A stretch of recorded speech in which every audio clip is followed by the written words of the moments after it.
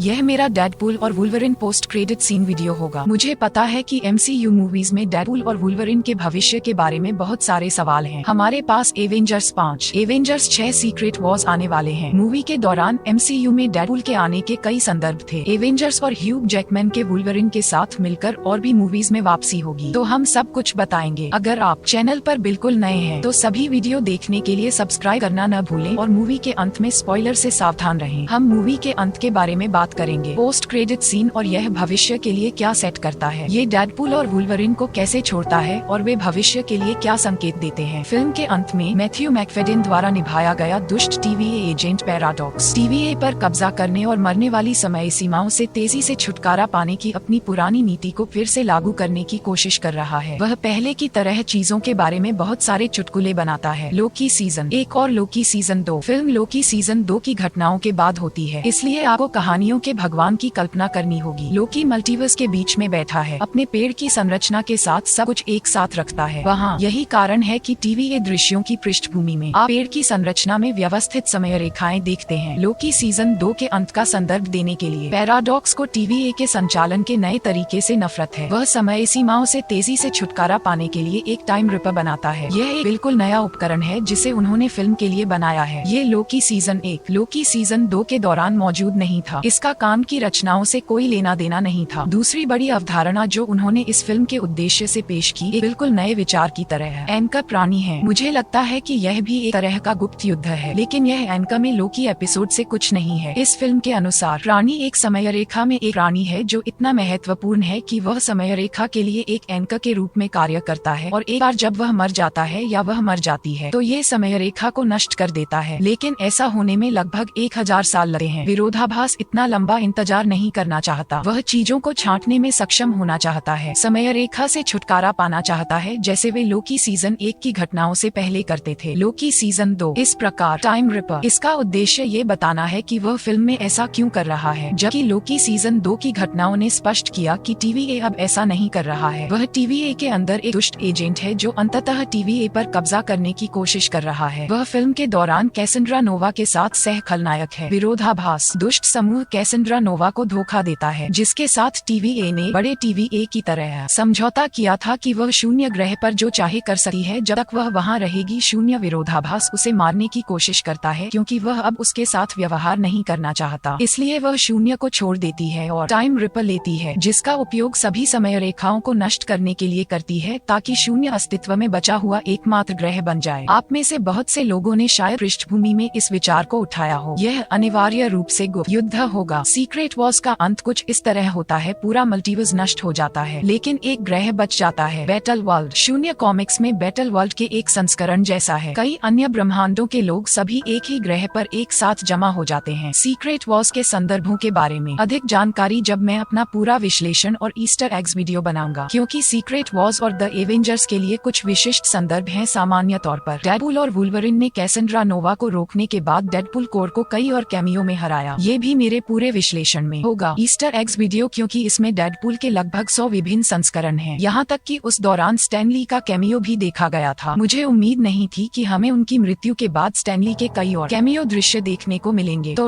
उन्हें फिल्म में देखना बहुत अच्छा है। जब वे उसे रोकते हैं और टाइम रिपर विरोधाभास को नष्ट करते हैं तो हंटर B15 उसे गिरफ्तार कर लेता है और TVA संस्करण की जेल में भेज देता है। हो सकता है कि अंततः वे उसे छांट दें और उसे शून्य में भेज दें, क्योंकि TVA अपने कैदियों के साथ ऐसा ही करता है। अंततः वे उन्हें शून्य में भेज देते हैं। डेडपूल अपने ब्रह्मांड को बचा लेता है, जिसे वे फिल्म में कैनोनिकली ब्रह्मांड 10005 कहते हैं, जिसे पहले उन्होंने मुख्य एक्समेन मूवी ब्रह्मांड कहा था। ये पुष्टि है कि डेडपूल मुख्य एक्समेन फिल्मों के लिए कैनन है। इस बारे में पहले बहुत सारे सवाल हैं, जैसे कोलोसस के 2 अलग अलग संस्करण क्यों हैं? पूरी फिल्म में इसके बहुत सारे संदर्भ हैं। डेडपूल अलग अलग अभिनेताओं के साथ मजाक करता है कि वे उस सप्ताह के लिए इस चरित्र के नए संस्करण की तरह हैं, जैसे हमारे पास द पनिशर के 5 अलग अलग संस्करण हैं। हमें जुगनॉट के कई अलग अलग संस्करण मिले हैं। लेकिन यह इस फिल्म की कहानी का एक बड़ा हिस्सा है कि उनके ब्रह्मांड का मूल एंकर प्राणी, यह मुख्य एक्समेन ब्रह्मांड मूल वुल्वरिन था, जिसे ह्यू जैकमैन ने लोगान की घटनाओं के दौरान निभाया था, इसलिए वह मर गया। वह ब्रह्मांड धीरे धीरे मरने लगा। वह मरना बंद कर देता है और पुनर्जीवित होने लगता है। इसका कारण ये है कि ह्यू जैकमैन जिस नए वुल्वरिन की भूमिका निभा रहे हैं, वह खुद को छुड़ाने के बाद उसकी जगह ले सकता है। मुझे लगता है कि ऐसा इसलिए है क्योंकि वह एक और वुल्वरिन है। जैसे वुल्वरिन को एन का प्राणी होना चाहिए, यह कोई भी वुल्वरिन हो सकता है जब तक वह काफी महान हो जाता है। जैसे इसमें एक अजीब नैतिकता घटक है। आप इस बारे में थोड़ा गुस्सा हो सकते हैं, लेकिन फिल्म में इसे इसी तरह समझाया गया है। डेडपूल इस ब्रह्मांड का नया एन का प्राणी नहीं है। इसका मतलब है कि यह वुल्वरिन का वह संस्करण है जो बचा हुआ है। वास्तव में उनके पास एवेंजर्स के पोस्ट क्रेडिट सीन के बारे में बहुत सारे चुटकुले बनाने वाले शर्मा हैं। डेडपूल कहता है कि एवेंजर्स ने सबसे पहले शर्मा को खोजा था, जो उस पहली एवेंजर्स फिल्म की याद दिलाता है। पूरी फिल्म में उस पहली एवेंजर्स फिल्म के बहुत सारे फुटेज और संदर्भ हैं और वास्तविक MCU के अंदर हैप्पी होगन कैमियो सीन है। मुझे पता है कि इसके बारे में बहुत सारे सवाल होंगे। डेडपूल ने केबल के टाइम ट्रेवल डिवाइस को नष्ट करने से पहले उसे ले लिया था। डेडपूल के 2 पोस्ट क्रेडिट सीन के बाद, जिसमें वह अपने पिछले संस्करणों रायन रेनॉल्ड्स और फिर बेबी हिटलर को मारता है, इसका उपयोग 616 ब्रह्मांड में कूदने के लिए करता है जो MCU है और एवेंजर्स में शामिल होने की कोशिश करता है। 14 मार्च 2018, जिसका मतलब है कि एवेंजर्स इन्फिनिटी वॉर के ठीक पहले वे इसे ज्यादातर हैप्पी होगन के साथ मजाक करने के लिए इस्तेमाल करते हैं और खास तौर पर आयरन मैन के संदर्भ में। लेकिन जॉन फेवेयू के हैप्पी होगन का इस्तेमाल करने का कारण किसी भी अन्य MCU चरित्र की तरह नहीं है जो उनके पास हो सकता था। ये कैमियो सीन इसलिए है क्योंकि जॉन फेवेयू ने बेन एफ्लेक डेयरडेविल मूवी में फोगी नेल्सन का भी किरदार निभाया था। उस मूवी में कैमियो सीन और क्रेडिट के दौरान कई सीन का भरपूर संदर्भ दिया गया है, जैसे कि इलेक्ट्रा का यह वर्षन उसी मूवी से है। उन्होंने पहले एक मजाक के साथ बेन एफ्लेक के डेयरडेविल का संदर्भ दिया और कहा कि वह मर गया। फिर क्रेडिट के दौरान उन्होंने डेयरडेविल मूवी में बेन एफ्लेक के डेयरडेविल और जॉन फेवेयू फोगी नेल्सन का ये सीन दिखाया। दूसरी रोचक बात यह है कि यह वुल्वरिन अपने बिल्कुल अलग ब्रह्मांड में है, जैसे कि वह मुख्य एक्स-मेन ब्रह्मांड से नहीं है, वह बिल्कुल अलग ब्रह्मांड से है। वह अपने ब्रह्मांड में एवेंजर्स को जानता था और उनसे बिल्कुल नफरत करता था। इसका मतलब यह नहीं है कि एवेंजर्स जरूरी तौर पर एक्स-मेन मूवी ब्रह्मांड में मौजूद हैं, जहां से डेडपूल आता है, क्योंकि यह वुल्वरिन बिल्कुल अलग ब्रह्मांड से है और मुझे लगता है कि यह सिर्फ उस अलग ब्रह्मांड में है। एवेंजर्स और एक्स-मेन दोनों मौजूद हैं। मुझे लगता है कि वे वास्तव में इसे स्थापित करने की कोशिश कर रहे हैं, क्योंकि हम जानते हैं कि उसका वुल्वरिन वापस आएगा। क्या ये है कि जब तक हम सीक्रेट वॉर्स तक पहुँचते हैं और यह वुल्वरिन एवेंजर्स के कई रूपों से टकराता है, तब तक वह उनसे नफरत करता है। एक तरह से वे धीरे धीरे उसके चरित्र के लिए कुछ पृष्ठभूमि और नाटक तैयार कर रहे हैं जब वह उन अन्य एवेंजर्स पात्रों के साथ बातचीत करना शुरू करता है जो फिल्म में दिखाई देते हैं, क्योंकि क्रिस इवांस को भी किसी तरह से सीक्रेट वॉर्स के लिए वापस आना चाहिए। लेकिन उन्होंने यह नहीं बताया कि उन्होंने कौन सा किरदार निभाया है। उन्होंने संकेत दिया कि यह उनके कैप्टन अमेरिका का एक संस्करण होगा। जॉनी स्टॉर्म को शांति मिले। डेडपूल की तुलना में तुम्हारा मुंह खराब था, जो करना मुश्किल है। डेडपूल उनके मुख्य एक्स-मेन ब्रह्मांड में फंस जाता है। डेडपूल उसे गोद ले लेता है, जिसे वह पूरी फिल्म में करने की कोशिश कर रहा था, और फिर वह वुल्वरिन को अपने साथ रहने और उल्लू को अंधा करने के लिए आमंत्रित करता है। बस ये दर्शाता है कि वह और अधिक फिल्मों के लिए साथ रहेगा। पहले उसने कहा, आप जानते हैं, आप शायद मुझे फिर कभी नहीं देखेंगे। मुझे लगा है कि यह डेडपूल में उनके कैमियो सीन के बारे में मजाक करने के लिए था, जैसे कि नहीं नहीं रुको, जिसका मतलब है कि वह भविष्य की फिल्मों में वापस आएंगे। फिल्म का बहुत सारा हिस्सा सीक्वल पर भी मजाक करता है। सिनेमैटिक यूनिवर्स सामान्य तौर पर MCU जैसा ही है। फिर फिल्म का नियमित हिस्सा, जिसमें पिछली डेडपूल फिल्मों के सभी डेडपूल के दोस्त एक टेबल के चारों ओर घूमते हैं। Avengers post credit scene style में पिज्जा खाते हुए अपना खुद का शवारमा प्रकार का सीन है। हालांकि यह केविन फीगे पिज्जा प्लेस से है, जो कि फर्गी के प्रसिद्ध पिज्जा के साथ पहली डेडपूल फिल्म के ईस्टर एग का कॉलबैक है। X23 इस वुल्वरिन के साथ यहाँ क्यों है और वे मजे कर रहे हैं? इसका कारण ये है कि याद रखें, उसे मुख्य एक्स-मेन ब्रह्मांड से हटा दिया गया था, लेकिन लोगान फिल्म की घटनाओं के बाद, और क्योंकि डेडपूल ने TVA हंटर B15 से बाकी प्रतिरोध समूह को उनके मूल ब्रह्मांड में वापस भेजने के लिए कहा था, तो ये भविष्य से उसका मूल ब्रह्मांड है। इसलिए मुझे लगता है कि वह इस पिज्जा स्टाइल शावरमा सीन में भी यहाँ है। इसका मतलब है कि वह भविष्य की फिल्मों में भी वापसी करेगी। वे केविन फीगे पिज्जा बॉक्स में डेडपूल और वुल्वरिन के मुखौटे पर नजर डालते हैं। वास्तविक क्रेडिट के ऊपर वे ग्रीन डे का गाना बजाते हैं और पर्दे के पीछे का एक मोन्टाज दिखाते हैं, जिसमें सभी एक्स-मेन, फॉक्स, मार्वल मूवीज और अन्य मूवीज के क्लिप हैं, जिनमें फिल्म में कैमियो दिखाया गया था। इसका मतलब MCU से पहले या MCU के बाहर मौजूद सभी फिल्मों का सम्मान करना है। फॉक्स मार्वल यूनिवर्स में पर्दे के पीछे की कुछ वास्तविक क्लिप फुटेज थी, जिन्हें मैंने पिछले साल अपने कई वीडियो में खास तौर पर इस्तेमाल किया था, जब हम उन कैमरों के बारे में बात कर रहे थे जिनके बारे में हमें लगा कि वे फिल्म में होंगे। यह एक अजीब संयोग था। जैसे, एक मिनट रुकिए, मैं बस उस क्लिप का इस्तेमाल करता हूँ। केवल एक पोस्ट क्रेडिट दृश्य है और इसका उद्देश्य भुगतान करना है। Chris Evans Human Torch film में पहले मर जाता है। डेडपूल पूरी फिल्म में नाराज हो जाता है क्योंकि हर कोई उसे जॉनी को मारने के लिए दोषी ठहराता रहता है।